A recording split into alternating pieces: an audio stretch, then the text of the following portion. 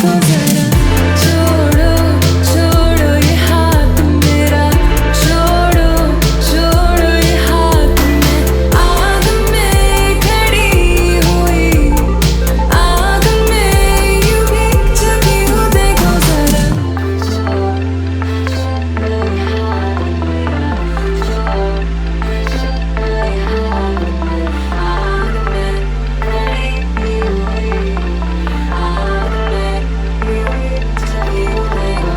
बोलो ना तुम भी तो कभी प्यार से बातें यूं छुपी हुई कभी तो बताना उन्हें ना बुलाना कहीं रोशनी की तीर फाजों में भरी आंखें करीब झांक के तो देखो आगे बढ़ के पीछे चलेंगे सह न पाऊंगी मुश्किल और यूं ही है दुखी हूँ छुपी सी रहती हूँ तुमसे मेरी जान जा तुमसे मेरी जान जा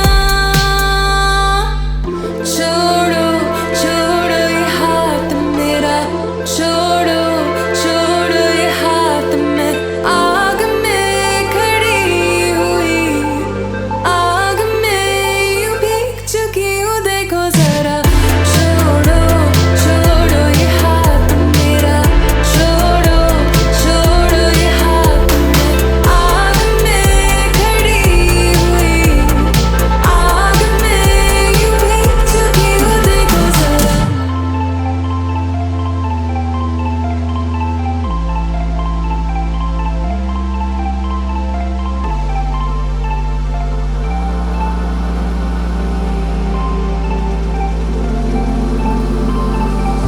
आंखों में देख के बताओ तुम दूर ना खो जाओ आओ मेरे पास आओ दिल में कहीं बस जाओ आंखों में देख के बताओ तुम दूर ना खो जाओ आओ मेरे पास आओ दिल में कहीं बस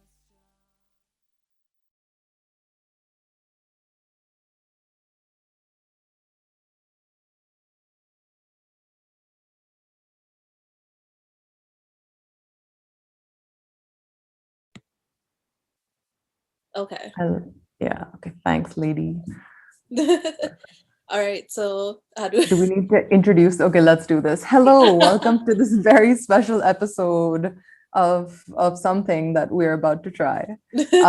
With me, I have the amazing Senna Ahmad, who is a brilliant designer and artist, and just also a great taste in music through and through. And I am Natasha Noorani, and I do some things in music sometimes. And I am here something to sometimes, right? just sometimes, and I'm here to talk to Sana about the fact that she's just so amazing at everything she does, but really specifically about the artwork that she worked on for a single that I released a few weeks ago called Choro. Yeah, well, yeah. So first, I just want to like tell you like what the scene was when I got your text about like potentially working on this. Firstly, like I had heard you had posted on Instagram just like a sample of you like playing it live, and even then I was just like, oh, this is gonna be good. And then like a few weeks later or a few days later, I just get a message from you on Instagram and like about asking like you asking me to do the artwork, and I'm already such a huge fangirl. And I was like walking home from school and I got that text. I stopped in my tracks and I was like, oh my god, yes, like this collaboration, like I know it's gonna be so good because both you and I feel like you and I have like a very similar not just like taste in music, but just like this love for like nostalgic culture that I feel like you and I connected on that so much that like Yeah. I just knew at that time that it was going to be great. No, and like genuinely, I had been waiting for like a good enough reason to be able to like DM you and just be like, Sana, can we collaborate? Can we just work on something together? Can you make artwork for this? So I felt like this was like the perfect thing. And you're absolutely right, because like we had bonded so much over like your artwork, which was based in, nostalgia, but not in a way that was kind of like selling it, but in a way that was kind of working where that relevance was today and how that stood relevant for you and then how that resonated with people like me and everyone who's kind of like observing your art. So it was such a treat to just kind of like you agreeing was just like, okay, yes, half the work is done already. And just also for context, this was a year ago. This Yeah, was just before the pandemic started. yeah. So everything was nice and sparkly and open and maskless. And we were supposed to shoot the music video like within a month of you like submitting the artwork, which was March 2020 or April 2020. And that didn't happen. But what was great is that the artwork that you came up with, and we went through a few iterations, right? And I'd love for you to talk more about that as well. But I do also want to point out that that's really what kind of drove the visuals of the music video as well. So like it was just like the perfect starting point for all of that. But yeah, what was it like to get that pitch from me? I don't even know if I gave you a pitch. I don't remember this. It's been so long. I just remember you had sent me all these like a bunch of like inspiration pictures that like I knew immediately like we had the same vision for this. And um so like the kind of album covers we looked at were, the it's EMI, right? Like those Yes. old like record label like vinyl covers. And I remember listening to the song and thinking like this song is pink. Like I could just tell the colors in my head, like this is pink.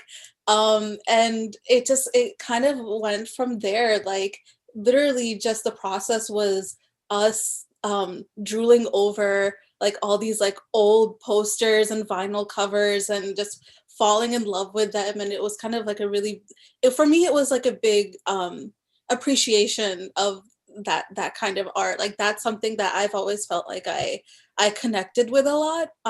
So it was really nice to just like put that out there in my own version.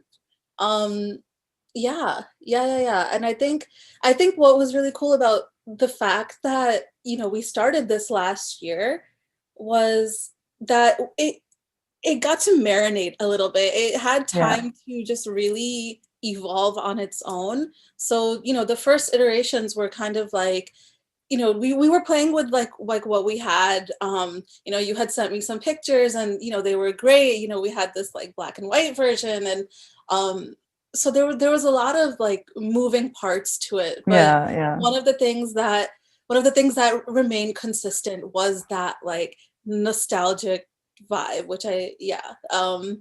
And when I think when it really clicked was this last iteration where I got to see you in the outfit that you Yeah. wore, and like that just changed the game. And then you mentioned Hasina Moin's drama, and I was like, okay, this is exactly where this is going. And I think after going through like all these different things, like we landed on this and it just felt so right. And like just again for context, last year when we had like finalized the artwork for what it was, I remember I took like a bunch of pictures for you to be able to put on the cover, but they Yeah. were just like selfies from my phone with me just wearing like whatever, my hair just like this and just like standard stuff. And even with that, it looked so great. You had like a black and white version of the picture of like a picture of me and put that there and it looked great. But like I think again, because it got to marinate, and then we had these visuals from the video and I don't even know which picture you picked that picture from. Like I sent you like a bunch. I have no idea which one it is. And then somehow that just like the yellow with the pink just fits so perfectly. And Yeah. you're right, it just locked in. Yeah, exactly. And I think yeah, just that's like I'm always the kind of person like I want to get art out there as fast as I can, and I get really impatient. But this was such a lesson for me in like letting things take their time. So I'm really really glad that it happened the way it. Yeah, I remember sent you a frustrated message every 3 months being like, soon, it's going to come out soon. It's going to happen soon. I'm hopeful. I'm really hopeful. Eventually we got there.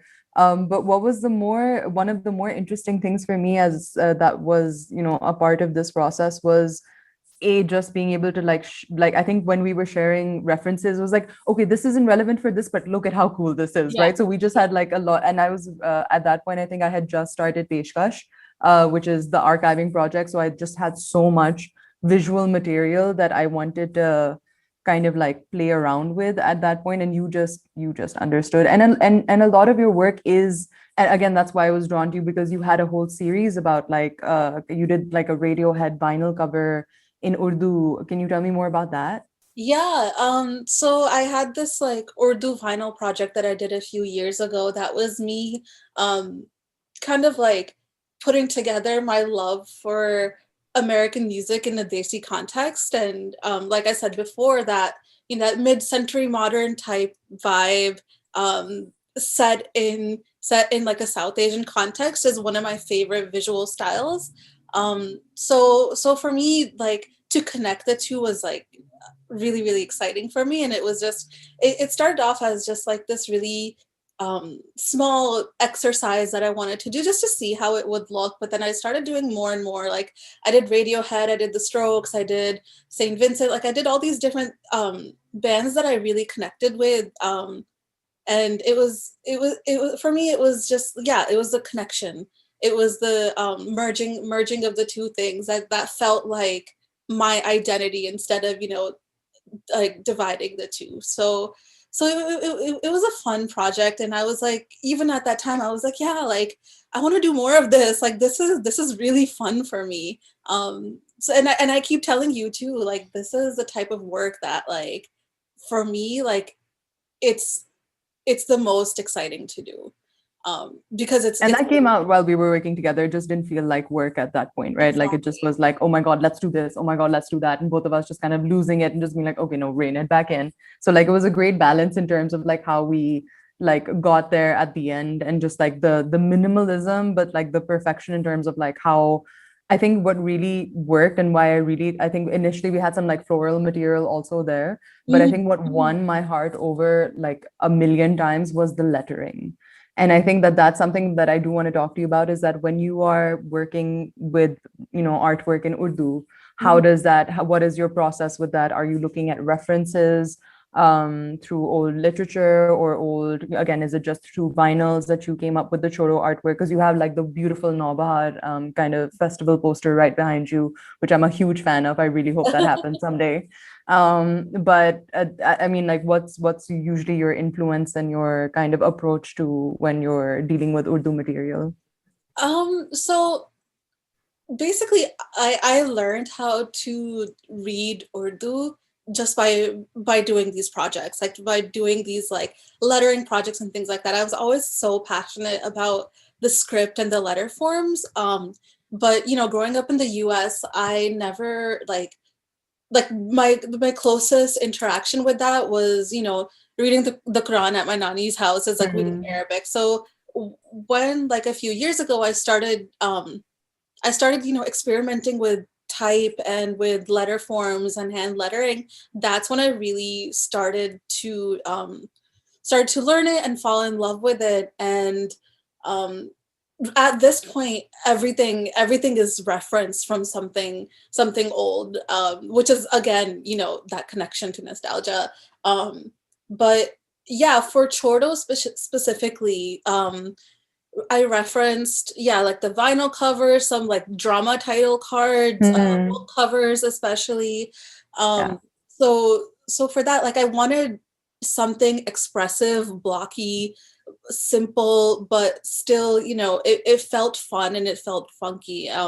So, like, specifically, I think of like the flare, like, it kind of like flares a little bit at the end and things like that. Like, that's just, it feels funky and expressive to me, and it just, yeah, it just fits well.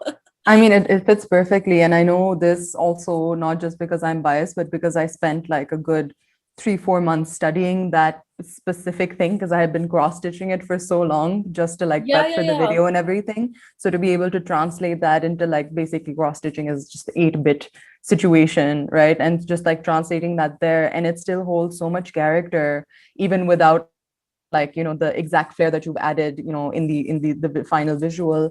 And it's just so iconic still, right? Like, it just, the way that you balance that out, it's just beautiful. And I've had fun cross stitching like a million pieces of it. Yeah, I was gonna say, like, to see it cross-stitched in the video, like, I just remember watching the video when it was released, and you know, you see Choro, and then you see, and first of all, like, I just get excited by seeing, you know, something I worked on at the title card, and then seeing it embroidered, like seeing someone interact with my work in that way was so exciting for me.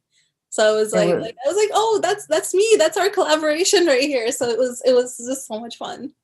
and honestly, I think like you're absolutely right. The fact that this took so long, it really frustrated me. But it's, if I didn't have that much time, I wouldn't have like even bothered trying to learn how to like cross stitching that, and like that became such an essential part of the video because if you've seen the video, like for everyone else watching, the main kind of theme is thread. So in every visual, you will find some element of like threading the video together. And so like I think just the fact that that started with your artwork, and the kind of fact that we had that visual ready and everything had to kind of grew from there, I think that's just magical, and again is a test to like patience Yeah. and like waiting on things and letting it simmer. And you know, like quarantine, like that was again, like it's something that like this couldn't have happened without this like quarantine business. And like I know that for you, like this cross-stitching stuff is something that you Yeah, picked up on last year. So it's really cool to see how you like integrated these like habits and you know the slowness of everything and just like the result of it. I know it's and it's true. Sorry, because this is, I mean, I imagine that if it was a like a pre-pandemic world, neither of us would have had the time to kind of do like a like cross-continental kind of like collaboration either in that sense. So we just would have been like, okay, quick, quick, quick, we need to get things done. I was in Lahore, you were in the US. It was just like, you know, just meant to be. And like the fact that we had again the luxury of being able to interact more, have more time to interact online. Everyone was kind of trying out all of these crazy new things and just being like, oh, pandemic's going to last a few months, might as well pick up a hobby. And I think that just that worked out so well, and I am so grateful that like again that you agreed so willingly and like kind of endured my millions of like references that I sent across, It and was just I learned so much from this. it was like I really feel like this was just like us fangirling over each other. And I think that Yes. like all collaboration should be that way. Yeah. Like I feel like both of us have just like the utmost respect for each other and our like each other's craft. And I think, you know, even just like something that I really appreciate about you is that throughout this entire process and throughout like your career really is that you bring other people along with you. And I Thanks. think that that's some really admirable. I think more people should do that. I think, you know, people could really learn from you. And I just wanted to put that out there, like to anyone watching, like this is how you become successful is by bringing other people I love it. on it. Thanks. I'm dying. On this note, I need to go and like be embarrassed on the side because I'm turning red. But thank you so much, Sana, for joining us. Thank This has you. been a Thank very you. special edition of something. Something. I don't know what the segment is called, but thank you so much for joining us, and thanks, Kamil, for making this Thank you, happen. Kamil. All right.